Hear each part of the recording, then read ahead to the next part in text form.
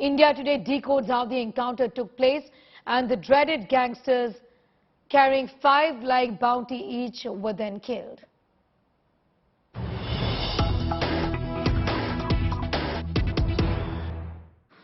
ये national highway और मेरे पीछे चिरगांव है। आज मैं आपको कुछ नहीं कहूंगा, बल्कि इस एनकाउंटर की कहानी एफआईआर की जुबानी यानी पुलिस ने जो कुछ कहा है वो आपको बताऊंगा। ये जो इलाका है पीछे चिरगांव है। कहा गया कि चिरगांव में असद देखा गया। पुलिस को मुखबिर से खबर मिली, एसटीएफ की टीम यहां मौजूद थी। उसके बाद यहां पर यह शुरू होता है इलाका जो कि परीक्षा पावर प्लांट या डैम आप कहें वहां से।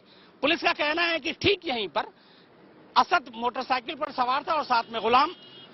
पुलिस ने उसको रोकने की कोशिश की, ओवरटेक करने की कोशिश की, लेकिन मोटरसाइकिल की स्पीड बढ़ा दी गई और असद और गुलाम मोटरसाइकिल से इस हाईवे के छोड़कर इस कच्ची पगडंडे की तरफ भागते हैं, इस कच्चे रास्ते की तरफ। अब मैं आपको दिखाऊंगा कि यहां से आगे का पूरा रास्ता कैसे है और कहां पे एनकाउंटर हुआ। तो अब यहां से हम शुरू करते हैं और आपको दिखाते हैं कि इस पूरे रास्ते में एक मोटरसाइकिल किस स्पीड में जा सकती है, रास्ता कैसा है, और एक गाड़ी, क्योंकि पुलिस वाले जो हैं वो गाड़ी में थे जबकि असद और गुलाम मोटरसाइकिल पर। तो अब ये हाईवे को छोड़ दिया और इस कच्ची पगडंडी, ये पूरा परीक्षा जो पावर प्लांट है, जो डैम है, वो इसका रास्ता है। तो पुलिस के हिसाब से असद इस रास्ते से अब आगे निकल रहा है। यहां से ये पूरी करीब 2 किलोमीटर का चंक है। 2 किलोमीटर के रास्ते में इनकाउंटर होता है। कैसे, कहां पे क्या होता है मैं आपको बताता चलूंगा, लेकिन ये देखिए ये पूरा रास्ता। अब यहाँ पे ये रेत, अभी ये सारा शुरू हो जाता है। इसकी वजह ये है कि इस तरफ डैम है पावर प्लांट का और मेरे इस तरफ दाहिनी तरफ जो है इसको ऐश डैम कहते हैं। यहाँ पे तमाम रेत और राख, चूंकि पावर प्लांट से जो राख निकलती है, सारी चीजें हैं वो इस तरफ है। तो इस पूरे सड़क पर काफी ज्यादा आपको रेत मिलेगी। अभी तो ये थोड़ी बहुत आपको पक्की सड़क दिखाई दे रही है, तो यहाँ से फिर भी आप ठीक ठाक स्पीड में चल सकते हैं। हमारे जो ड्राइवर साहब हैं दीपक साहब, ये आपको इस हिसाब से लेके चलेंगे, तो यहाँ तक भी कोई मुश्किल नहीं है। हमारे आगे देखिए एक इत्तेफाक से मान लीजिए यही वही मोटरसाइकिल है, हालांकि ये स्कूटी है, तो इसकी स्पीड देखिए आप। यहाँ पे स्पीड की कोई प्रॉब्लम नहीं है, तो आप गति ले सकते हैं और यहाँ से आप आगे जा सकते हैं। लेकिन आगे का रास्ता कैसा होगा, क्योंकि मैं यहाँ पहले भी आ चुका, कल रात को मैंने देखा है, तो वो फिर रास्ते से आपको समझ में आएगी फिर पूरी कहानी। अच्छा, जो पूरी पुलिस की कहानी वो ये है कि जब इस रास्ते पर अतीक का बेटा असद और गुलाम पहुंचे तो पुलिस की एक टीम पीछे थी, वार्निंग दी, असद ने अपनी बाइक भगाई। उनका कहना है कि उसके बाद वो इस पगडंडी के तरफ भागा। फिर यह है एफआईआर में कि पुलिस की एक दूसरी टीम सामने की तरफ थी।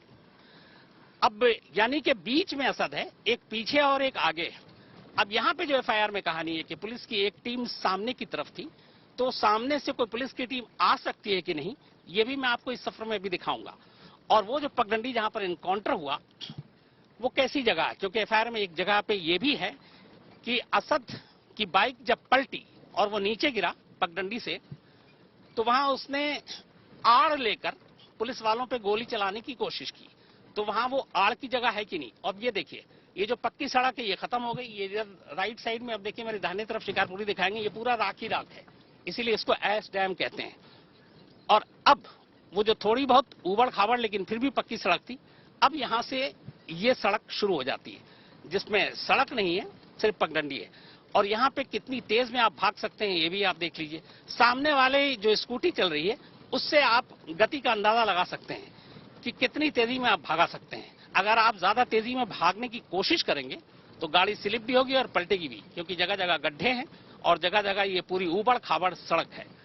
तो इसी रास्ते पर बकौल पुलिस कल करीब 12:30 से 12:45 के बीच में असद और गुलाम, ये दोनों पुलिस से बचते हुए भाग रहे थे अपनी मोटरसाइकिल पर, जिसका कोई नंबर प्लेट नहीं था। बाद में पता चला जिसका चेचिस नंबर भी नहीं। ये देखिए, ये आप सड़क देखिए और सिर्फ अंदाजा लगाइए कि यहां से आप किस स्पीड में भाग सकते हैं। तो ये पूरा रास्ता। अब यहां पे एक चीज है कि एक दो लोग ऐसे जो पुलिस से बचते हुए भाग रहे हैं। अब जाहिर है वो गाड़ी तेजी से भगाएंगे अपनी बाइक तो फिसल जाएंगे। बहुत पहले ही यहीं पे अब तक जो मैंने सफर तय किया शायद वहीं पे 2-4 बार वो गिर चुके होते, और यहाँ पीछे पुलिस है। तो क्या इतना मौका था कि पुलिस उन तक नहीं पहुंच सकती? ये भी एक सवाल है। अब ये तमाम देखिए, अभी तमाम मीडिया की भी गाड़ियां चुके, वो पूरा मौका वारदात है जहां एनकाउंटर हुआ। तो यहाँ पे ये पूरा आप रास्ता देखिए, पूरी सड़क देखिए आप, ये यहाँ पे पूरा रास्ता है। अब मैं अपने ड्राइवर साहब से कहूंगा थोड़ा आगे चले वहां तक जहां पर ये एनकाउंटर हुआ था। अब बिल्कुल वो नजदीक है। अब ये देखिए, ये पूरा रास्ता एक तो तंग, ऊपर से ये जो आप सड़क देख रहे हैं, और इसके आगे तो पुलिस के हिसाब से जो एनकाउंटर हुआ है वो यहां पर हुआ। बिल्कुल हम उसी जगह पर पहुंच गए। मैं ड्राइवर साहब से कहूंगा यहां पे थोड़ी देर के लिए गाड़ी रोकें और मैं आपको इसके आगे की कहानी बताता हूं।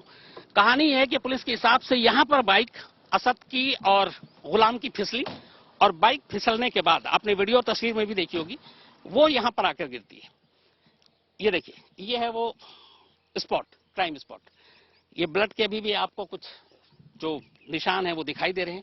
तो यहाँ पे बाइक थी, इस तरफ असद था, इस तरफ गुलाम था, और ये है वो जगह जहां पर एनकाउंटर की पुलिस की पूरी थ्योरी है। अब एफआईआर क्या कहता है? वो ये कहता है कि बाइक आगे आगे, एसटीएफ की टीम पीछे पीछे, और सामने एक और टीम थी, और सामने की टीम ने जब ललकारा तो तेज गति की वजह से बाइक फिसली और यहाँ पे बाइक गिरी। अब आगे से एक सामने की टीम, जो पुलिस के हिसाब से एफआईआर में लिखा हुआ कि सामने से एक टीम भी आ रही थी। अब सामने से वो टीम आ सकती कि नहीं, ये मैं आपको दिखाता हूं।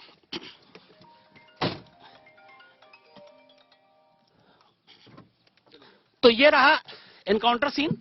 अब आपको मैं दिखाता हूं, जो सबसे इंपॉर्टेंट चीज है एफआईआर की, वो ये है कि पीछे से एक एसटीएफ की टीम पीछा कर रही है, और सामने से एक दूसरी पुलिस की टीम है जो आ रही है। अब यानी कि एक पीछे और एक आगे, और असद और गुलाम बीच में फंस गया।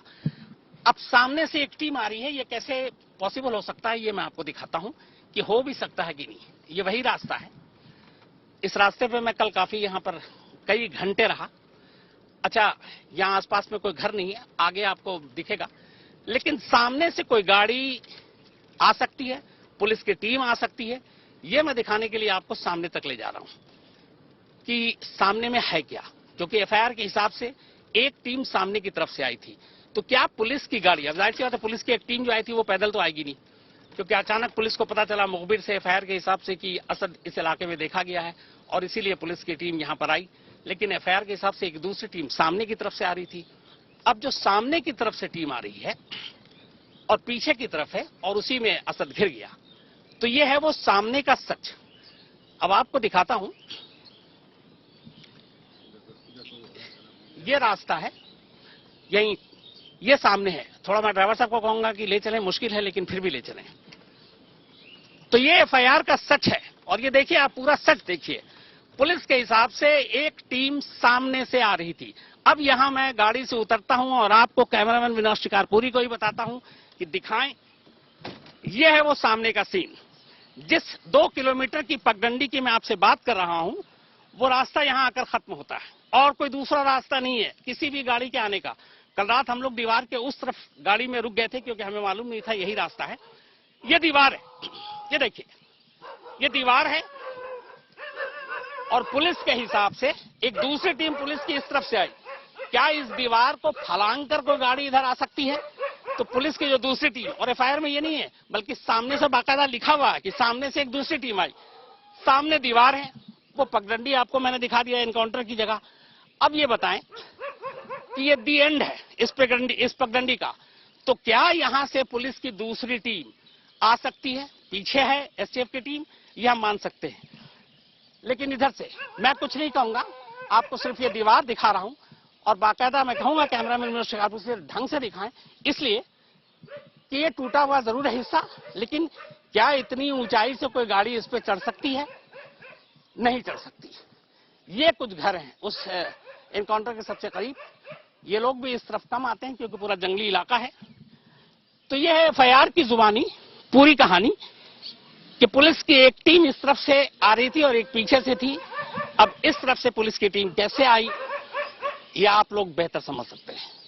कैमरामैन विनोद शिकारपुरी के साथ शम्स ताहिर खान, झांसी आज तक।